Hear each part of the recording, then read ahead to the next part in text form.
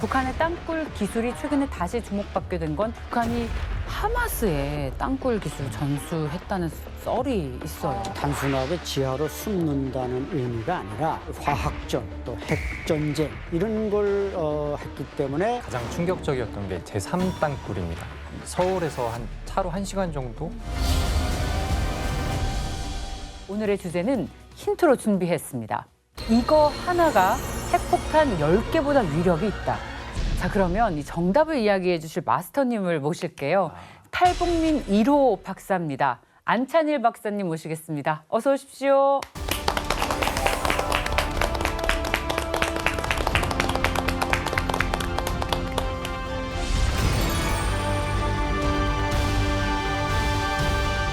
박사님, 이 핵폭탄 10개보다 위력이 있는 거에 대한 정답이 해커, 세뇌 정책, 그리고 없다 뭐 이렇게 다양하게 나왔습니다. 정답은 바로 땅굴입니다. 땅굴이요. 생각 못했네요. 네. 땅굴. 그러니까 이제 김일성이 1971년 9월 25일 그 9.25 교시라는 교시를 내리면서 남조선을 해방하기 위한 속전속결전법을 도입해서 기습전을 감행할 수 있게 하라. 이래서 이제 바로 지하로 뚫고 내려오는 땅굴을 파기 시작한 겁니다. 오늘은 북한의 은밀한 지하 공간 땅굴에 대해서 알아보겠습니다.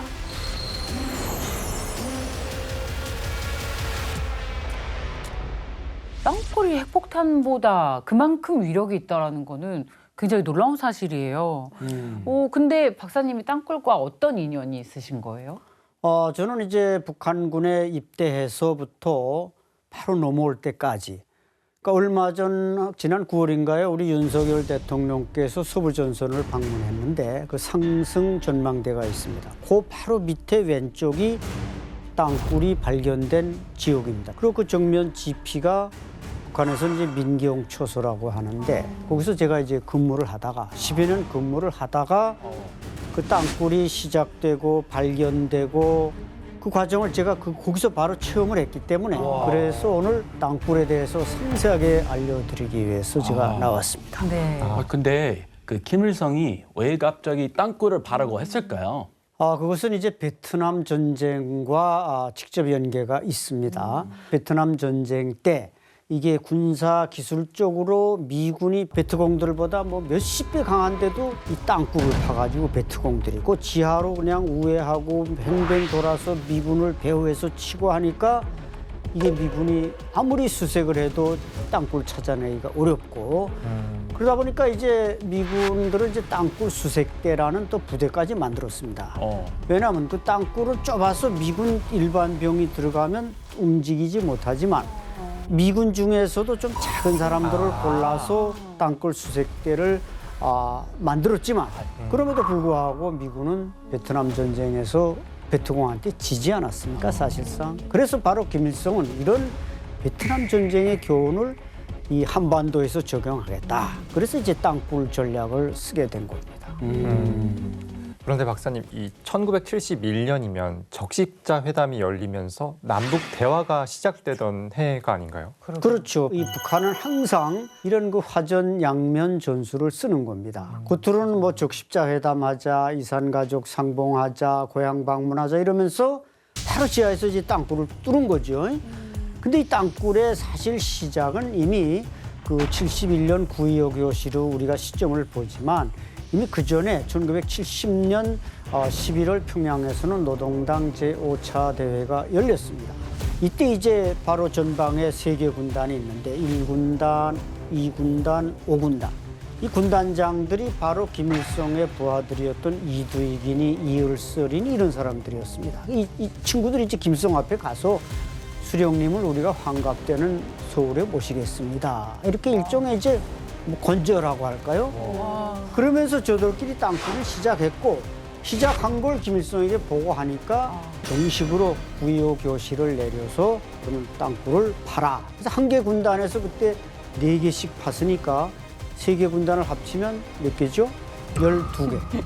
근데 현재 발견된 건 몇 개입니까? 4개만 발견이 됐습니다. 그럼 나머지 8개는 어떻게 됐느냐? 어떻게 됐죠? 네, 그걸 이제 우리가 이 시간에 좀 결론을 얻어야 되죠. 그래서 저 때는 겉으로라도 대화를 하는 척을 했네요. 지금은 뭐 김정은이 대놓고 이제 무력 충돌을 얘기하면서 군사적 긴장감을 굉장히 높이고 있잖아요. 그러게요. 이제 강경 노선으로 지금 취하고 있으니까 그때 사이가 좋은데도 불구하고 몰래 땅굴 파기 시작했고 지금은 대놓고 지금 하고 있지 않을까요? 지금은 핵무기를 들고 영토 평정하겠다. 노골적으로 나오고 있기 때문에 그러나 또 밑에서는 땅굴을 완전히 멈췄다는 어떤 결론을 우리가 얻지 못했기 때문에 그래요. 우리가 경각심을 가져야 되는 거죠. 그래서 이 전쟁에서 치명적인 공격 수단인 땅굴에 대해서 오늘 더 자세히 알아보고 싶은데요. 북한의 땅굴 기술이 최근에 다시 주목받게 된 건 북한이 하마스에 땅굴 기술을 전수했다는 썰이 있어요. 네, 뉴스에서 본 것 같아요. 네. 네, 사실이죠. 그건 뭐 지금 하마스의 땅굴들이 블로크로 조립된 형태가 이 국제 뉴스를 통해서 계속 전달되고 있는데, 그러니까 가자 지구를 중심으로 이 하마스 세력은 약 500km의 얽히고 설킨 이 땅굴을 팠습니다. 이것은 제가 볼 때는 전적으로 북한이 전수한 기술이라는 걸 한눈에 제가 직접 땅굴 현장에 있었으니까 알 수 네. 있고, 어떻게 알았어요? 그러니까 그 블로크의 형태나 그 땅굴의 모양을 보면 북한군이 판 거하고 똑같습니다. 그대로. 예, 사진으로 나온 땅굴의 모양들, 예를 들어 반원형, 반달형 땅굴이 있고, 저거는 이제 안반을 뚫었을 때의 모양이지만 안반은 산을 뚫을 때 안반을 뚫는 거고, 이 땅굴이 평지를 지나갈 때는 조립형으로 블로크를 산 밖에서 찍어가지고 그 들여다가 이제 조립을 하는 겁니다. 블록으로. 네, 블로크. 그러니까 이 콘크리트 블로크죠. 이것은 평지로 된 이렇게 수평으로 된 그 블로크가 있는가 하면 완전히 반달형으로 된 블로크가 있습니다. 이건 좀 더 키가 크거나 넓이가 넓을 때 이 땅굴은 보통 뭐 100갱, 200갱 이렇게 부르는데 100갱이라는 건 넓이가 1m라는 소리고 200갱은 2m. 이 승용차나 찝차나 탱크가 지나가려면 한 400갱까지도 뚫습니다. 그래서 땅굴의 형태는 여러 가지가 있다. 그래서 이 블로크의 형태를 보면서 저는 헤즈볼라, 하마스가 지금 뚫은 땅굴이 북한의 기술을 완전히 전수받았다는 걸 확신하게 됐습니다. 그래서 이걸 이제 이스라엘군이 이걸 잘 발견해야 되는데 통신이 우선 지하에는 미치질 않고 거기다 또 이 하마스 세력이 부비 트랩 이런 걸 설치해서 그냥 수색하러 들어갔다가는 그 부비 트랩이 터지면 이게 뭐 수십 명이 단번에 죽을 수 있습니다. 그래서 이제 교전 때마다 이스라엘군이 그 땅굴 전쟁에서 지금 하마스한테 약간 좀 쩔쩔매고 있다 이렇게 볼 수 있습니다. 이스라엘 이제 안보단체에 따르면 헤즈볼라가 이 지하시설 개발을 전무로 하는 그 조선광업개발무역공사라는 북한 기업과 1,300만 달러, 약 그 153억 원이라는 어마어마한 돈입니다. 기술 협약을 했다. 이런 그 보고서가 있는데 이 계약을 통해 레바논 남부의 길이 약 45km 이르는 지하 터널을 만들었습니다. 이때 유입된 레바논 땅굴 기술이 그대로 하마스에 이제 전달이 된 걸로 지금 정보 전문가들은 판단하고 있습니다. 사실상 이것도 국제 제재를 위반한 거네요. 유엔 안보리 협약에 위반되는 겁니다. 네. 땅굴은 옛날부터 이제 북한의 전문 분야잖아요. 그러니까 아무래도 대북 제재로 인해서 현금 확보가 좀 어려워졌다 보니까 북한이 이것마저도 그냥 넘겨줬을 것 같지는 않거든요.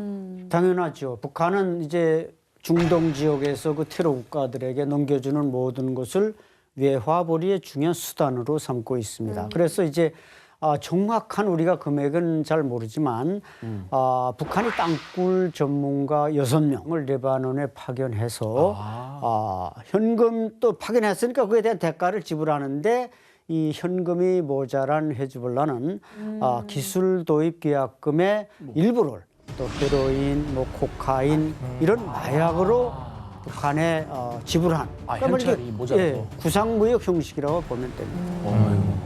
이 지하 시설을 개발하는 업체, 그러니까 조선광업개발무역공사라는 정확한 명칭까지 나왔는데 이 조선광업개발무역공사 정확히 어떤 곳이죠? 네, 조선광업무역개발공사는 북한의 종합 무기 수출 회사입니다. 이게 말로는 광업이 들어가서 우리가 아주 광물을 주고받거나 뭐 땅굴 파는 걸 교환하는 무역 회사나 생각하지만 그게 아니라 북한의 그 군수 산업의 조직체인 제2경제위원회에 소속돼 있는 이 회사로서 주로 무기 판매, 테러 수출, 경호 수출을 다 하는 그런 최고의 북한의 외화벌이 기업입니다. 그러니까 이 조선광업개발무역회사는 달러를 벌어다가 김정은의 통치 자금을 만드는 회사입니다. 결국 이렇게 확보한 자금들이 핵 개발에 쓰이고 있는 이 안타까운 현실은 바뀌지 않습니다. 심지어 개선의 여지 없이 계속 불법적인 자금 확보 수단이 오히려 넓어지고 있다는 게 더 문제죠. 국제사회에서는 북한의 하마스 연계설이 계속 나오고 있습니다. 여기에 대한 북한의 공식 입장이 있나요? 네, 2010년 5월에 이 북한 관영 매체에 이와 관련된 보도가 나왔는데요. 파렴치한 발언이다. 이스라엘이 없는 사실을 날조하여 존엄 높은 우리 공화국을 감히 비방 중상한 데 대하여 결코 용납하지 않을 것이다라며 강경 대응하는 태도를 보였습니다. 파렴치의 개념을 잘못 알고 있네요. 그렇죠. 이제 그렇지만 몇 달 뒤에 이제 미 국방장관이었던 그 로버트 게이츠가 북한은 이제 버마, 이란, 헤즈볼라, 하마스 등 전 세계를 상대로 미사일과 무기로 수출을 계속해왔다고 발언을 했고 또 땅굴 기술 수출의 가능성에 무게를 두는 발언을 했습니다. 그러니까 이 사진으로만 본 그 땅굴의 형태뿐만 아니라 지금 그 헤즈볼라나 하마스가 들고 다니는 이 무기나 이것들이 다 북한에서 생산되거나 북한 모델을 그대로 따른 것이기 때문에 이것은 뭐 그쪽에서 오리발을 내밀어도 이건 빼도 박도 할 수 없는 상황입니다. 미국의 외교 전문지인 퍼린플리스가 북한이 세계에서 가장 잘하는 것 7가지를 선정했습니다. 이 중에 땅굴이 선정됐어요. 우와, 그 정도. 북한의 땅굴 기술은 정말 세계적으로 인정받았다라고 볼 수 있는 건데 북한 땅굴 기술만의 특징은 뭔가요, 박사님? 북한 땅굴 기술의 특징 첫 번째는 완벽한 견고함입니다. 그러니까 이제 북한의 땅굴은 그냥 단순하게 지하로 숨는다는 의미가 아니라 이제 앞으로 6.25 전쟁의 교훈에 기초해서 이제 화학전 또 핵전쟁 이런 걸 했기 때문에 북한으로서는 이 땅굴을 통해서 전체 인민이 다 지하에 숨는다. 이런 전략이기 때문에 이 콘크리트의 두께가 거의 50cm에 달합니다. 그러니까 뭐 미군이 우리가 벙커버스터라든지 여러 폭탄을 많이 개발해서 지하시설을 파괴할 수 있다고 하지만 그것이 산이나 이런 화강암으로 된 또 지하 땅굴에 숨을 경우에 그것을 공격하기가 어렵도록 그것을 막기 위해서 북한이 이 땅굴 지역도 안반지대를 선택해서 땅굴을 파고 있는 겁니다. 굉장히 견고하다라는 거. 그러니까 걱정스럽네요. 북한 땅굴 기술 특징 두 번째는 위장술입니다. 그러니까 북한으로서는 이 땅굴이 여기에 입구가 있다. 그러면 입구도 잘 위장돼 있지만 그 속에서 이제 메인 땅굴이 있고 또 가지치기를 하는 겁니다. 그러니까 이 가지치기를 하는 건 이게 땅굴을 앞으로 뚫고 나가면서 버럭이 나오면 그 버럭을 또 가지치기한 굴에다 갖다 집어넣고 그리고 땅굴 속에서 생활할 수 있는 뭐 식당이라든지 숙박시설이라든지 이런 걸 만들어야 되니까 가지치기를 해서 여러 땅굴을 만드는 겁니다. 그렇기 때문에 이 밖에서 볼 때는 버럭이 잘 안 나오는 것 같고 그 땅굴을 발견한다는 게 그래서 이제 어려운 점이 많은 겁니다. 이렇게 땅굴 기술이 발전하게 된 이유가 있을까요? 북한으로서는 이제 70년대부터 이제 비대칭 전력에 의존하게 됩니다. 왜냐하면 대한민국의 군사력이 강화되니까 이 전면전으로 맞붙어가지고는 이길 수 없다. 비대칭 전력으로 가겠다. 그래서 이제 핵무기도 나오고 땅굴도 나오고 특수작전군도 나오고 그러는데 이 지하 건물들은 이 핵무기나 화학무기로부터 완벽하게 이제 보호받을 수가 있는 거죠. 그러다 보니까 이제 독립소대 이상 군 병력이 새로 생기면 초소를 형성하면 모든 단위의 땅굴과 갱도를 무조건 팝니다.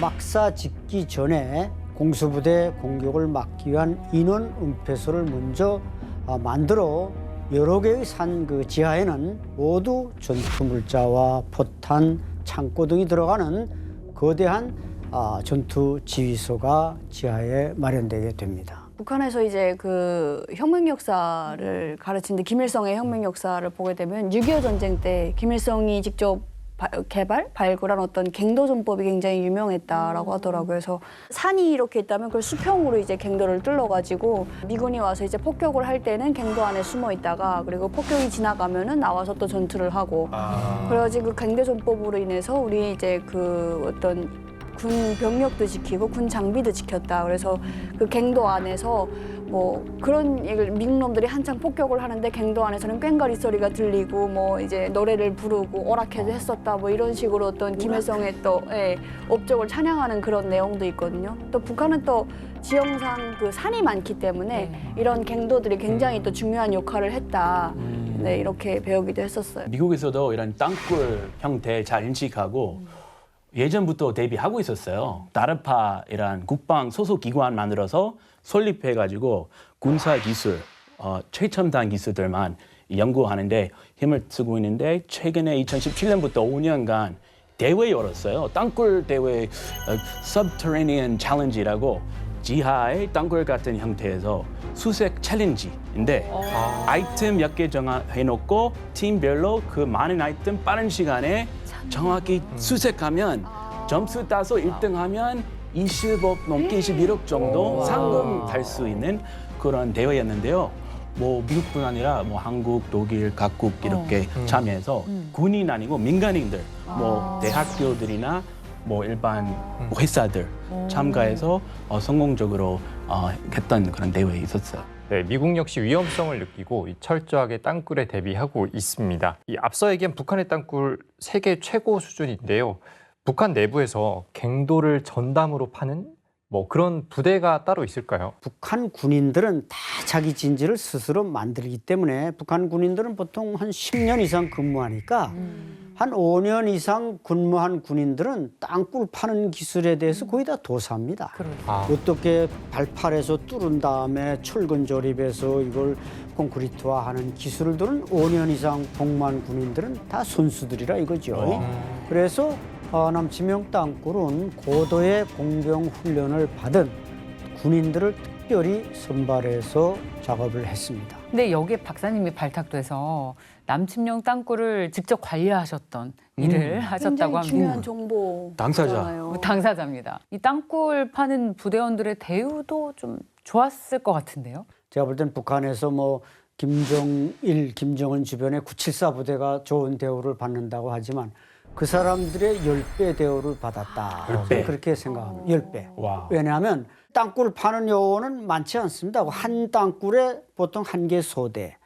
근데 처음에는 뽑아올 때는 보통 뭐 상등병, 하사, 이렇죠. 군복만 4, 5년 한 공병인데 딱 데려오자마자 상등병 한 줄밖에 못 다는 사람 석줄 달아주고 또 조금 몇 년 지나면 특무상사 달아주고 그 땅굴이 발견될 쯤 가서는 그 성원들에게 전부 다 소위 계급장을 달아줬습니다. 그러니까 전방 군단장들은 그 소위에 인관시킬 수 있는 권한이 있기 때문에 그 땅굴 파는 이 말하자면 공병 노동자 같은 사람들에게 다 소위 계급장을 달아줬다. 파기만 하면 그렇죠. 거의 선발된 사람. 그리고 또 무슨 대우가 있냐면 이 사람들은 한 1년에 한 번씩 휴가를 보냅니다. 집으로.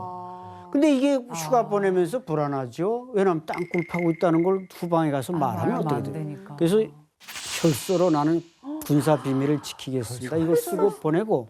피 이렇게 돼가지고. 예, 근데 그 북한군에는 그때 휴가 제도가 없었습니다. 뭐 지금도 공식 휴가 제도는 없죠. 그러니까 휴가 제도가 없는데 멋있는 군복을 입고 고향에 가서 자기 학교 동창들 만나고 부모 앞에 가서 의시되면 얼마나 그 특혜입니까? 또 먹는 거는 말이죠. 저희가 그 땅굴 초소를 딱 점령해서 들어가니까 발견된 후에 돼지고기는 비계는 전부 다 잘라서 독에다가 독이 한 100개 되는데 거기다 다 소금을 졸궈 놓고 비계는 안 먹는 겁니다. 버릴 수는 없고. 그 다른 일반 부대는 비계도 없어서 못 먹는데 얘들은 비계는 다 소금에 졸궈 놓고 살코기만 먹은 거예요. 그러니까 그들이 얼마나 특권을 누리면서 땅굴을 팠는가. 왜냐면 그 사람들은 이미 땅굴이 남쪽에 넘어오면은 거기서 남쪽 땅이니까 거기서 탈북할 수 있는 그러게요. 겁니다. 그러니까 삽질하다가 아이 나 이거 귀찮아 못 살겠어 하면 삽 집어 던지고 남쪽으로 남쪽. 뛰어버리면 끝나는 겁니다. 그럼에도 땅굴 여원이 한 명도 탈북하지 않았다는 건 대우가 특급 대우와 관련이 된다. 특별 대우 네. 받았네요. 그렇죠. 아, 땅굴 퀄리티 높아질 수밖에 없어요. 그렇죠. 북한이 어마어마한 땅굴 기술을 바탕으로 군뿐만 아니라 도시 전체 곳곳에 지하 세계를 만들어놨다. 이런 얘기도 들었는데 사실인가요? 북한은 이제 1962년에 김일성이 4대 군사 노선을 내왔습니다. 전군 현대화, 전민 무장화, 전국 요새화, 전군 간부화.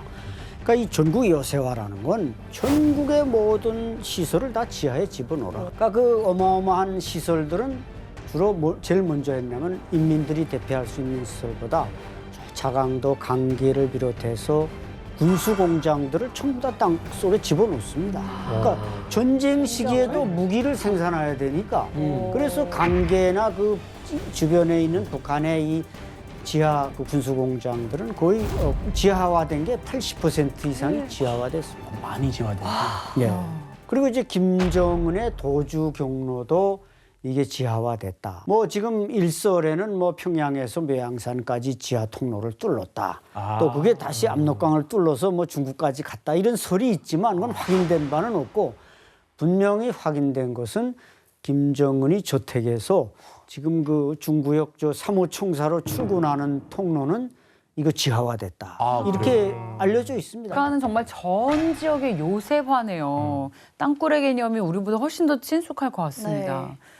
평양의 지하철도 그래서 굉장히 깊다는 소문이 있는데 워낙에 깊이 있어서 그 여름에는 굉장히 시원하고 땅속 깊이 있다 보니까 깊다는 게 몇 층 정도예요? 겨울에는 또 따뜻하고 이런데 그냥 이제 한 에스컬레이터를 타고 한 10분 정도 내려가는 것 같아요. 10분이요? 이제 아직 한국에 와서 그렇게 깊은 그건 들어가 본 적이 없는데 위에 서 있는 사람이 아래 서 있는 사람 안 보일 정도예요. 굉장히 오랫도록 내려가서 또 한참 걸어가야지만 지하철 그 열차를 탈 수 있는 공간이 나오거든요. 그것도 이제 또 내려가야 돼요, 걸어서.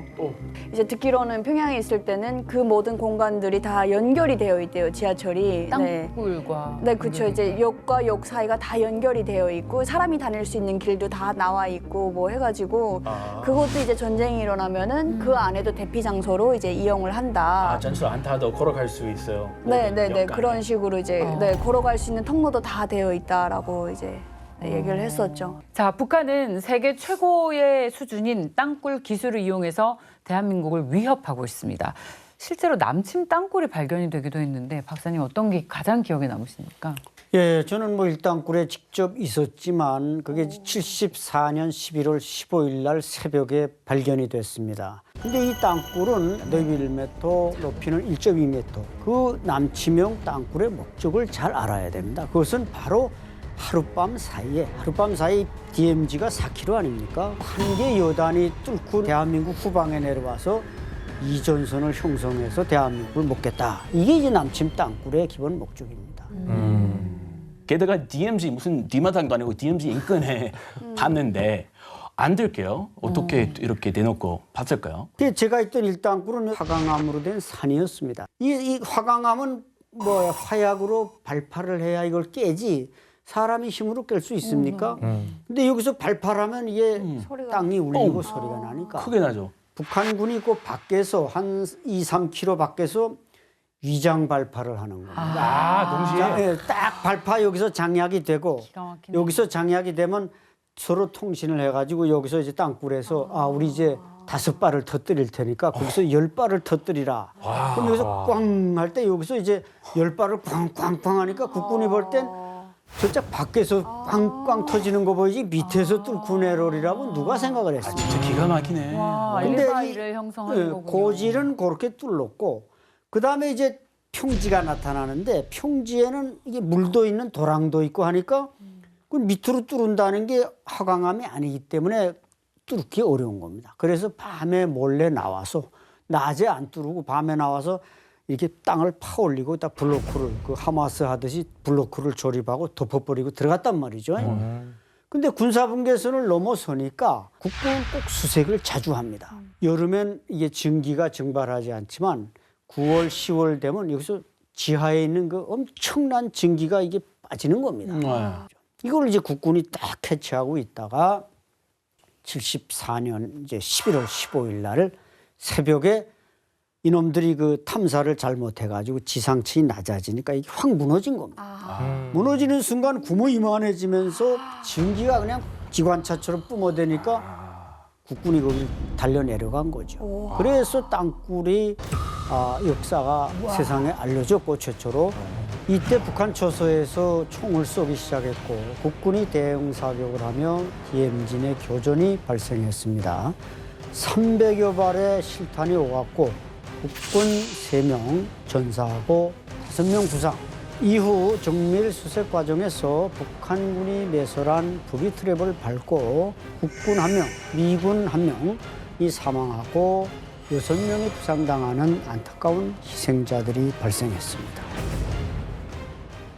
이후에도 북한은 남침에 대한 야욕을 멈추지 않았습니다. 1975년 3월 19일 철원에서 제2땅굴이 발견되었는데 이 땅굴은 폭이 2.1m, 높이 2m, 전체 길이 3.5km로서 군사분계선 남쪽 1.1km 지점까지 굴착을 했고 완전 무장한 북한 군인뿐 아니라 차량 및 야포까지 이동 가능한 북한군 땅굴이 발견되자 땅굴 내부에 군사분계선 지하를 통로를 차단하고 부비 트랩 등 장애물들을 설치해 놓아서 차단 작전에 투입된 우리 측 병사 8명이 전사하는 사건이 일어났습니다. 저는 또 가장 충격적이었던 게 제3땅굴입니다. 서울에서 차로 1시간 정도? 그 정도 거리면 갈 수 있는 정말 가까운 데서 발견이 됐잖아요, 박사님. 맞습니다. 이 3땅굴을 74년 9월에 전 노동당 그 연락부 소속의 땅굴 측량 기사였던 김부성 씨가 탈북을 해왔습니다. 탈북을 해와서 저기 땅굴이 있다.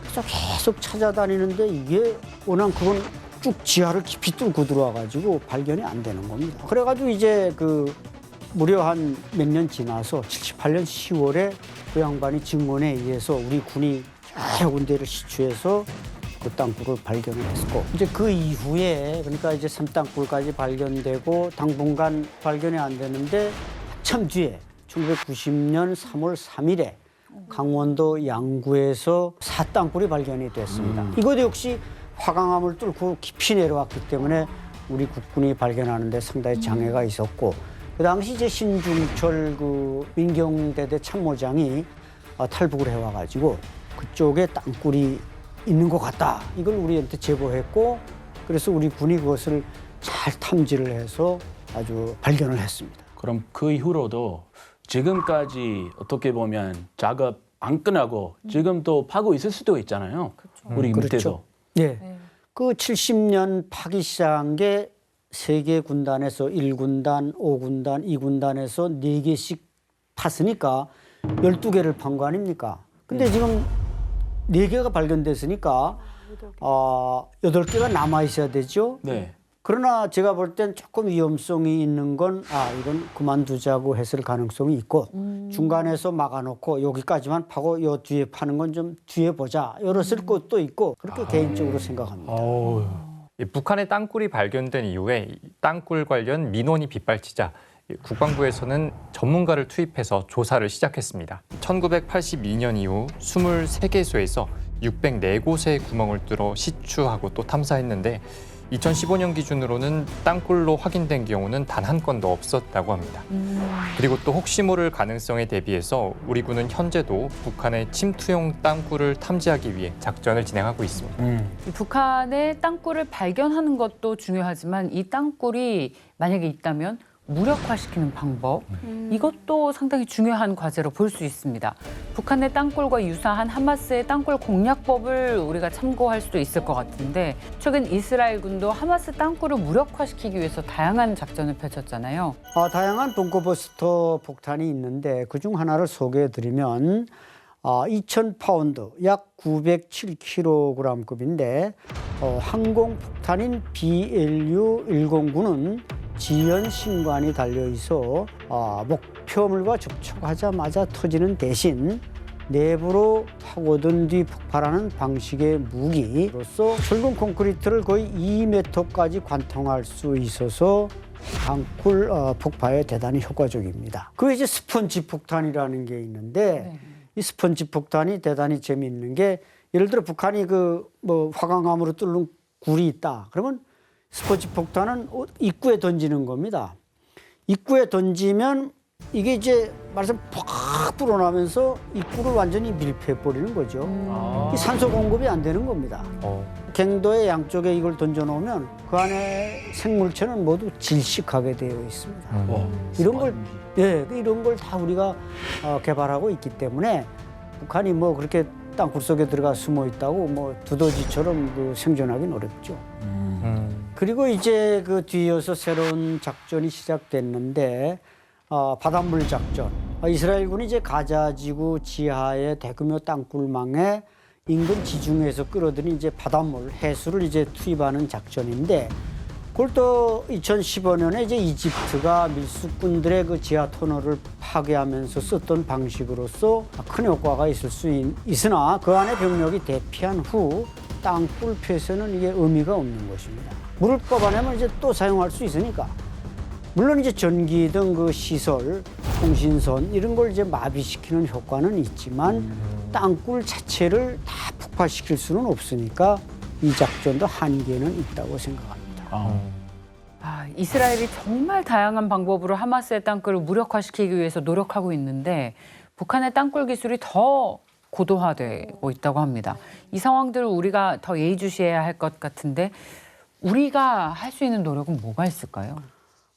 북한의 땅굴 추가 굴설 징후를 좀 더 빨리 탐지할 수 있는 새 감시 장비들을 이제 우리 국군이 2026년 2년 후죠. 이런 최신 기술들을 계속 지금 전력화하고 있고, 그러니까 지하 침투 감시 장비를 전력화해서 북한의 대남 침투형 남침 땅굴이 예상되는 그 축선상에 이제 배치하기 위한 또 연구, 개발 이런 사업들이 지금 강력하게 추진이 되고 있습니다. 그러니까 이 북한의 땅굴은 완전히 재래식 전쟁 방식이고 우리는 그보다 3배, 4배 앞서는 첨단 탐지 기술을 지금 계속 보강하고 있기 때문에 설사 북한이 땅굴이 존재한다고 하더라도 몇 년 안에 다시 발견될 수 있지 않을까 저는 그렇게 생각합니다. 자, 오늘 안찬일 박사님과 함께 북한의 은밀한 비밀 지하 시설 땅굴에 대해서 알아봤습니다. 박사님 오늘 어떠셨어요? 함께 하신 소감 좀 부탁드립니다. 북한이 뭐 지금 핵공갈로 우리를 위협하고 또 여러 가지 위협하지만 땅굴은 꼭대기 드러나지 않고 밑에 숨겨져 있습니다. 따라서 이 드러난 무기보다 숨겨진 무기를 찾아내야 된다. 이건 전적으로 그 지역은 우리 국군 장병들이 근무하는 곳이니까 항상 국군 장병들이 어디에서 하얀 증기가 올라오지 않는가, 밑에서 뭐 발파 소리가 나지 않는가, 이렇게 잘 감시하면 북한의 땅굴 전략은 그야말로 실패로 돌아가지 않을까 그렇게 생각합니다. 자, 우리도 경각심을 늦추지 말아야겠습니다. 북한의 실상을 마주보는 시간 페이스북은 여기까지입니다. 다음 주에 새로운 이야기로 돌아오겠습니다. 고맙습니다.